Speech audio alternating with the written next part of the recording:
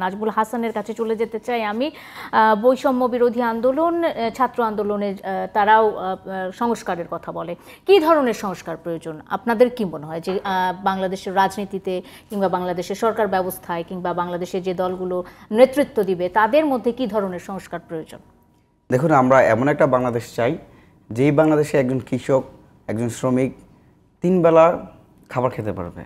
আমরা এমন একটা বাংলাদেশ চাই যে বাংলাদেশে প্রত্যেকটা মানুষ মানবিক মর্যাদা নিয়ে বাস করতে পারবে।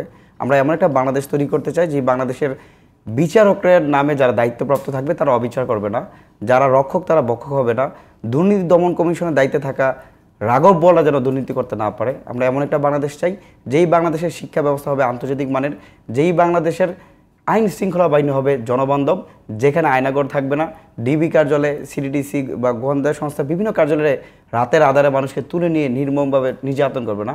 আমরা এমন একটা বাংলাদেশ চাই যেই বাংলাদেশের মানুষজন তাদের প্রতিনিধি নির্বাচিত করবে, তাদের প্রত্যক্ষ ভোটের মাধ্যমে নির্বাচন করবে, যেই ভোটের সিস্টেম হবে আমি যাকে ভোট দেবো সেই পাবে। আমরা এমন একটা বাংলাদেশ তৈরি করার স্বপ্ন দেখেছি এবং সেই স্বপ্নের লক্ষ্যেই কিন্তু আমাদের এই যাত্রা। আপনি জানেন যে আমরা প্রথম থেকে কিন্তু আমাদের উদ্দেশ্য ছিল কি বৈষম্যহীন মেধাবীদের বাংলাদেশ নির্মাণ করা। এই বৈষম্যহীন মেধাবীদের বাংলাদেশ তৈরি করতে এসে আমরা যখন দেখতে পেলাম আমাদের শান্তিপূর্ণ প্রোগ্রামগুলোতে শেখ হাসিনা তার সন্ত্রাসী বাহিনীতে লেলিয়ে দিলেন, ছাত্রলীগকে লেলিয়ে দিলেন, ওবায়দুল কাদের বললেন যে তাদেরকে দেখার জন্য আমার ছাত্রলীগ যথেষ্ট, আমাদের হাতে কোনো অস্ত্র নাই, কিছু নাই। এই শান্তিপূর্ণ প্রত্যেকটা কর্মসূচিতেও আমরা দেখতেছি রাষ্ট্রীয় বাহিনী নির্যাতন করেছে, প্রত্যেকটা বিশ্ববিদ্যালয় কলেজে নির্বিচারে গুলি করা হত্যা করা হয়েছে।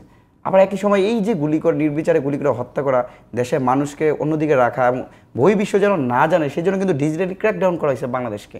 তা আমরা এমন একটা বাংলাদেশ চাই যেই বাংলাদেশের প্রধানমন্ত্রী থেকে শুরু করে আমলা থেকে শুরু করে সব প্রত্যেকটা মানুষ জবাব দিতে আন্ডা থাকবে।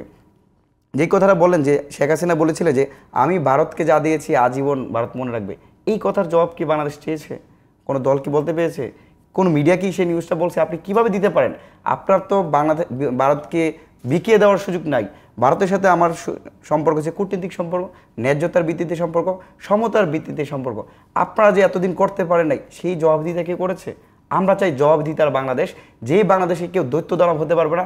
আমরা এক রাঘব বোয়ালকে সরিয়েছি, এক দানব শেখ হাসিনাকে সরেছি, আরেক দানব যেন বাংলাদেশ তৈরি করতে না পারে, আরেক স্বৈরাচার যেন বাংলাদেশ তৈরি হতে না পারে, আরেক শেখ হাসিনা যেন বাংলাদেশে তৈরি হতে না পারে। আমরা এমন একটা সিস্টেম রিফরমেশন করার জন্য আমাদের লড়াই, যতদিন না পর্যন্ত আমাদের সেই রকম একটা বাংলাদেশ তৈরি করা না হচ্ছে ততদিন পর্যন্ত আমাদের লড়াই চলবে। রাজনীতির রূপটা কেমন হবে? অবশ্যই রাজনৈতিক একটা পরিবেশ ভারসাম্য পরিবেশ থাকবে। বিএনপি এবং আওয়ামী লীগ বাদ দিয়ে হবে? অবশ্যই না। একটা দেখেন, আওয়ামী লীগ তো একটা সন্ত্রাসী দল এবং তাদের যে আল জাজিরা তাকে একটা উপাধিও দিচ্ছে মাদার অফ মাফিয়া বলে।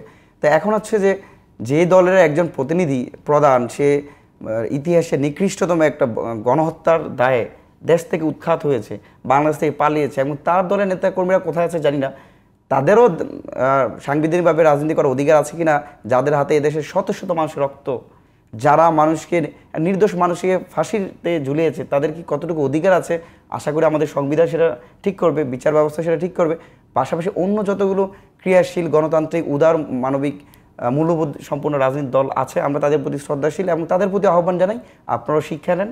আগামীতে অবশ্যই এখন একটা অন্তর্বর্তীকালীন সরকার আছে, ভবিষ্যতে দেশের জনগণের ভোটে নির্বাচিত সরকার আসবে, তারাও যেন দৈত্য দানব না হয়, তাদের মধ্যে যেন সহনশীল থাকে, তাদেরকেও যেন একজন সাধারণ মানুষ প্রশ্ন করতে পারে, আমিও যেন প্রশ্ন করতে পারি এবং সে যেন প্রশ্নের উত্তর দিতে বাধ্য থাকে, যেহেতু তারা জনগণের সেবক হিসাবে থাকবে। এরকম একটা বাংলাদেশ তৈরি করার জন্য যারা রাজনীতিবিদ আছেন তাদের কাছে আমরা আহ্বান জানি, তারা যেন সহনশীল আচরণ করে। বৈষম্য বিরোধী ছাত্র আন্দোলন কি রাজনৈতিক দল গঠন করতে চায়? দেখুন, আমরা আবার একই কথা আসছে যে আমরা কিন্তু প্রথমে বৈষম্যহীন মেধাবীদের বাংলাদেশ তৈরি করার জন্য কোটার সংস্কার চেয়েছিলাম, কোটার সংস্কার চেয়েছি।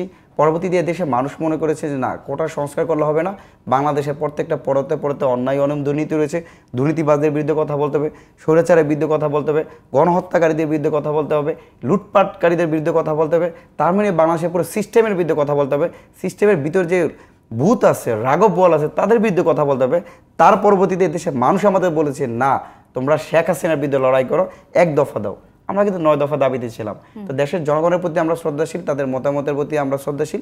দেশের মানুষ যদি মনে করে যে বৈষম্য বিরোধী ছাত্র আন্দোলন অথবা তরুণ প্রজন্ম রাজনীতিতে আসলে দেশের যে কাঙ্ক্ষিত স্বপ্ন 52 বছর 53 বছর আগে যে আমাদের সূর্য সন্ধ্যার যে মুক্তিযুদ্ধের মুক্তিযুদ্ধ করে তাদের বুকের তাজা রক্ত ঢেলে দিয়েছিলেন, সেই স্বপ্ন আবার যদি তরুণদের মাধ্যমে বাস্তবায়ন হতে পারে, দেশের মানুষ ডিসাইড করুক, আমরা তাদের প্রতি শ্রদ্ধাশীল, যদি চাই। অসংখ্য ধন্যবাদ নাজমুল হাসান।